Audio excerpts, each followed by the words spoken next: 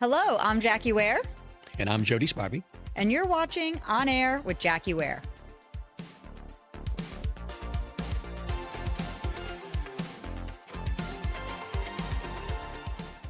Welcome back to On Air with Jackie Ware. Today marks our 20th episode, and we're talking about topics that impact every multifamily community. The cost of waiting. Preventative maintenance is more than a facilities conversation. It plays a direct role in protecting asset value, supporting resident satisfaction, reducing avoidable disruption, and helping teams stay ahead of the season. Joining me is Jody Spivey with Camp Facility Services. Together, we'll discuss why proactive planning matters, where delayed maintenance can create the biggest challenges, and how owners and operators can protect performance before small issues become larger concerns. Jody, can you share a little about your background and the work you do with camp facilities? Absolutely. So I didn't always come from construction. I haven't always worked for a GC. I have a strong military background. I was, believe it or not, a police officer for 13 years. After deciding I no longer wanted to be a police officer, I started looking around at things that I had skills at and was good at, and sales happened to be one of those things. Long story short, we'll cut a big gap out of that for you, that long story.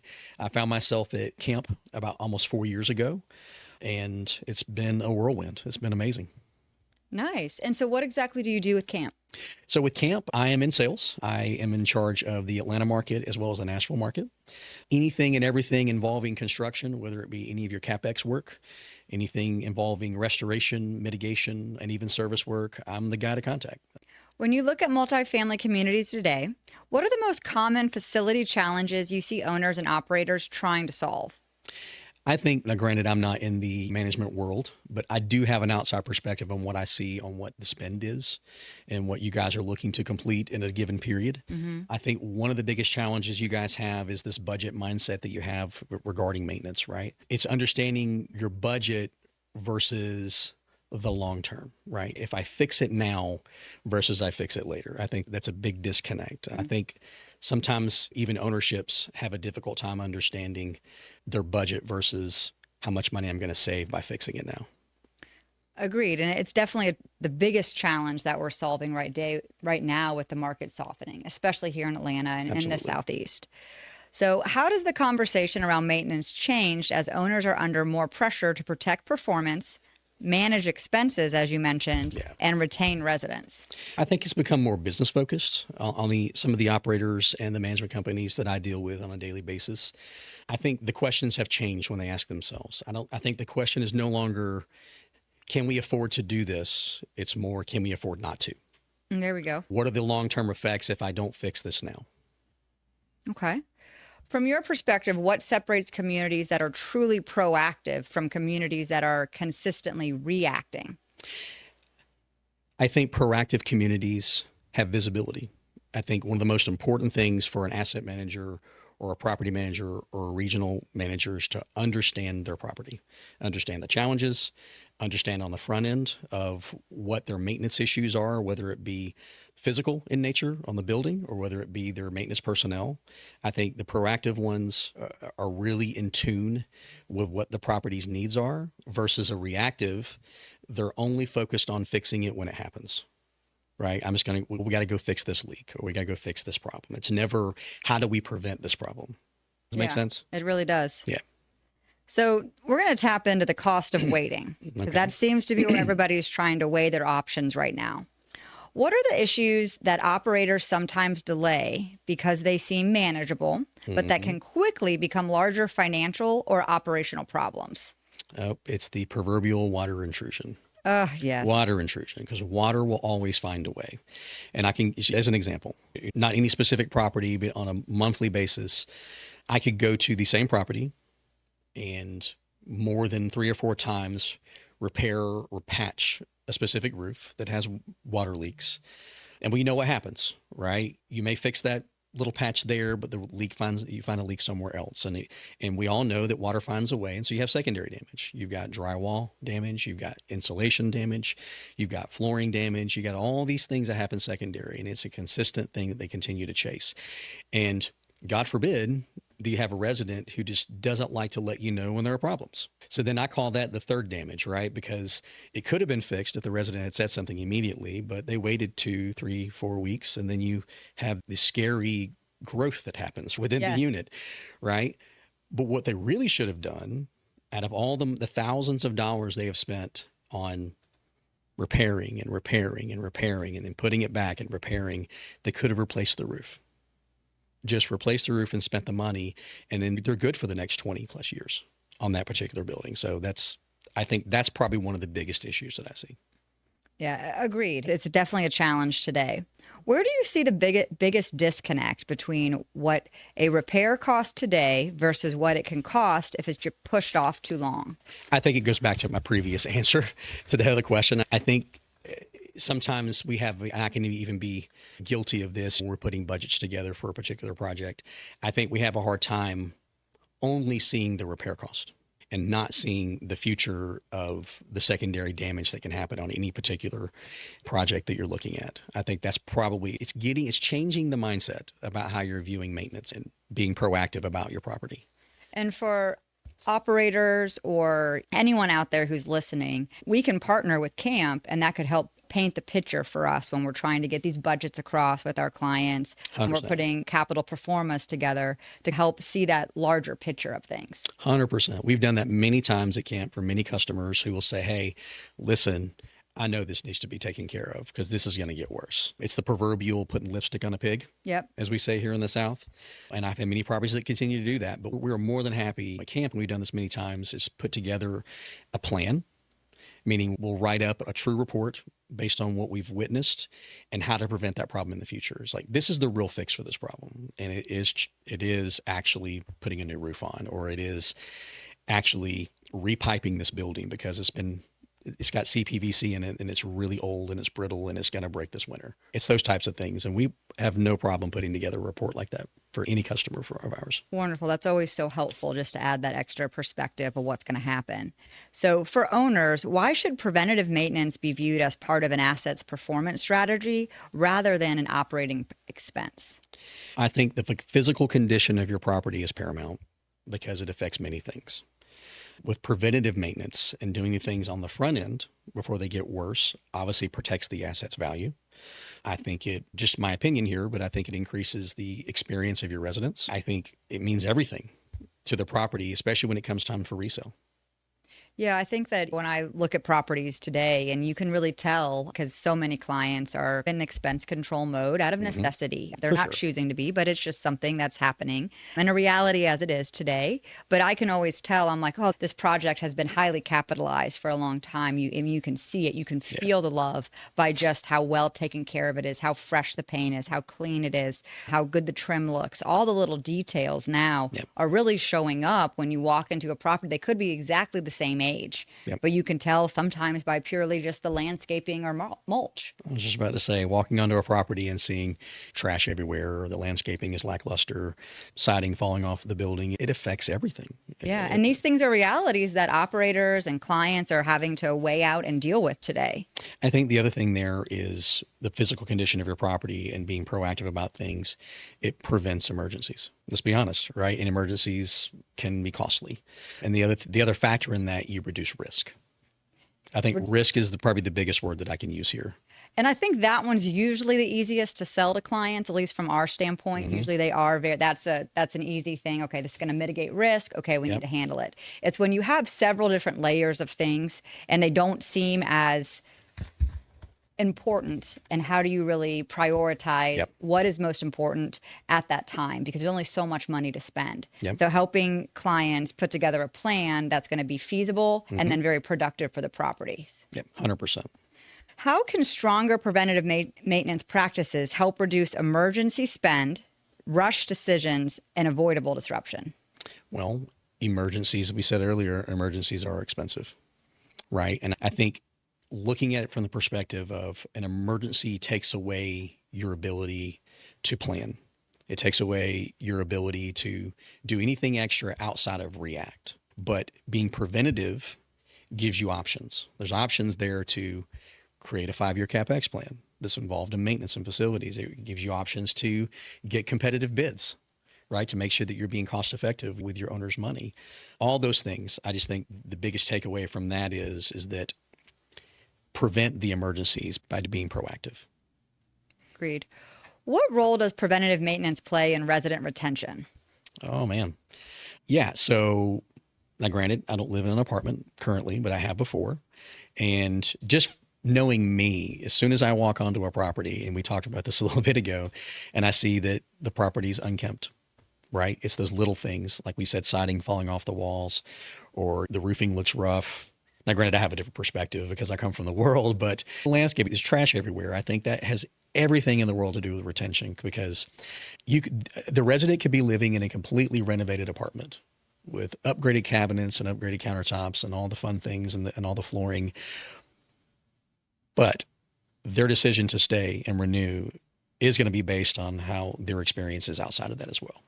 I agree. I think when I think about preventative maintenance and living in an apartment, because I've lived in a lot of apartments in my day, and about summertime and living in Georgia, I think about my AC getting fixed and how big of a key player preventative maintenance is into making sure that I have a really good AC system through the summer months or winter time. So that's what when I think about resident experience and retention, how many less service orders are we going to have to service for our people with the preventative maintenance program? And that's going to keep people very happy in those apartments. 100%.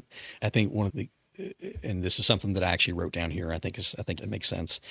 A resident may not ever notice your proactiveness on how you're handling things on the property to keep things from happening, but they will absolutely notice neglect. Absolutely. First thing. And they'll be the first to come tell you in that leasing office, right? Exactly. Well, you'll be hearing from me if my AC doesn't work. I'll tell you that. During peak leasing season, like summer, how can small physical issues impact a prospect's perception of value? I think a prospect usually makes their decision within minutes when they go onto a property. That first initial experience is everything. And it's the same when you go buy a car. If I go in to buy a car and my salesman isn't treating me appropriately, or the place looks in disarray, I've probably already made my decision whether I'm going to buy that car from there or not, right? I think the physical condition means everything to a resident.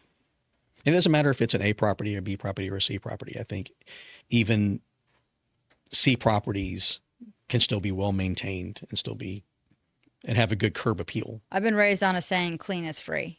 Absolutely. So you can always, no matter what, keep it neat. Yeah. We do the same thing on construction sites. The project may not be going as great as you want it to, but at least it can be clean. It can be clean. And tight. Exactly. Yep. And I think one thing to think about preventative maintenance as part of this is actually keeping and retaining employees. I think the maintenance jobs are very hard to fill today. It's a very competitive landscape. It's hard for us to keep skilled people. It's hard for us to get people to come into the industry. So as easy as we can make those jobs, the better people are going to be at your properties, because 100%. really the more challenged deals, the properties that are maybe a little older in vintage or just haven't been well maintained, are going to be 3 times as hard for the service team members to work at. Yeah, 100%. I think that's where, as part of being proactive on your property, I think that's where maintenance plans and procedures, policies and procedures come into play, right? I think, and it makes it easier for your maintenance supervisor and your maintenance techs to understand the process. And if you have a process set up on the front end, being proactive is very easy. But yeah, just to think about it from a retention standpoint of not just residents, but also the service team members, I think is huge today. Because I know as an industry, we're really struggling to make sure we find enough people. And as I always think about, how can we make their jobs easier? Yeah. What are the things we can do? And a preventative maintenance program technically makes that job easier. Oh, 100%. So where do you see maintenance delays creating the biggest bottlenecks for on-site teams, especially around make-readies, amenities, and high-demand service requests? I would say we make-readies, and I'll explain why. Make-readies and unit turns. Because without preventative maintenance and all the deferred maintenance that you do, it makes your unit turns, number one, more expensive, because there's going to be more cost involved now to get that unit and make it ready. It's going to increase your timeline on being able to turn that unit over to be leasable. I think that's probably the biggest factor. I think deferred maintenance definitely affects your make-readies and your unit turns. What's the most pressing thing you see people pushing out and waiting on today when it comes to Roofing, Roofing. And I understand roofing's expensive. Expensive, It yes. is expensive, depending on the size of your roof. And their loan's about to mature. And they're not 100%. Right? There's lender requirements, right? Yes. And those darn lender requirements, I get calls for those a lot.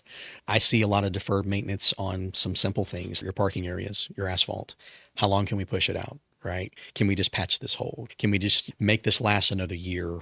Even exterior items with your windows and so forth. Sometimes those windows just have to be replaced. There's nothing else we can do. What is the risk? I know you talked a little bit about the roof, and which makes sense, especially right now where we're about to have 10 days of just rain Yep. completely. What is the risk onto the parking lot? That seems like something, hey, as an owner, I could go ahead and delay on. What's my biggest risk there? Why do I need to fix that quickly? It could be a lot of things. Number one, if you have potholes, you're running the risk of a resident damaging their vehicle. Then there comes liability. There comes liability for residents stepping into a pothole and tripping and hurting themselves, especially sidewalk maintenance. That's another thing that I see get deferred a lot. Life safety issues where the sidewalks are, erosion has happened and things are in disarray. There's trip hazards there. As far as the asphalt as well, I've seen a lot of properties where their storm drain issues are a big problem and it needs to be repaired and they don't do that. So then you have erosion issues and then those erosion issues affect your buildings. It's twice as expensive. Yeah, twice as expensive. And then you end up having a foundation issue because you have water intrusion into your foundation. So That water came up again. yeah, it's a big issue. All right. So what should regional leaders be asking their teams before small issues become larger asset concerns? All right. I have 3 questions here they should be asking themselves. All right. I think these would answer all their questions and understand whether or not to tackle that issue now or tackle it later. What recurring issues are we seeing? Is there a trend on these issues on this particular property or in general? What maintenance items are we continuing to defer? What are we pushing out and why? And I think what could happen if we do nothing? Maybe 6 months. So work backwards from worst case scenario. 100%. 100%. That'll help give you some clarity on what to focus on. Absolutely. And then create the plan to present that to ownership and say, look, this is why we have to do this. Love that. How can on-site teams better document and communicate maintenance needs so ownership has the right information to make timely decisions? It's a good tool. Yeah, absolutely. I think, first of all, clearly document the issue. We as a company, when we walk onto any project or anything that we're looking either to repair or to renovate, take pictures up front. Understand and take clear pictures up front. Then use that information to explain the risk to your ownership. And then estimate what it's going to cost them. If they don't fix it now, what's it going to cost them later? Use companies like us to come in and tell you, hey, this is the Band-Aid. This is the cost for the Band-Aid, but this is the cost for actually fixing the problem so it's long-term. Yeah, I think leaning on your partnerships, especially because I think a lot of times from an operations perspective, we present all the time. We're ready with here's what we need to do, CapEx, but they're like, hey, we're not leasing enough. We're not getting the rental return that we were getting. So leaning on that partnership to really help us educate the client on why the ask is so important. Not just because sometimes when it's not about doesn't really affect leasing, it just affects the property, they may want to defer it. But you're saying, hey, that could cause bigger problems. 100%. And I see it all the time. Especially when it's water. And when it's water. What makes a vendor partnership strategic instead of transactional when it comes to protecting property performance?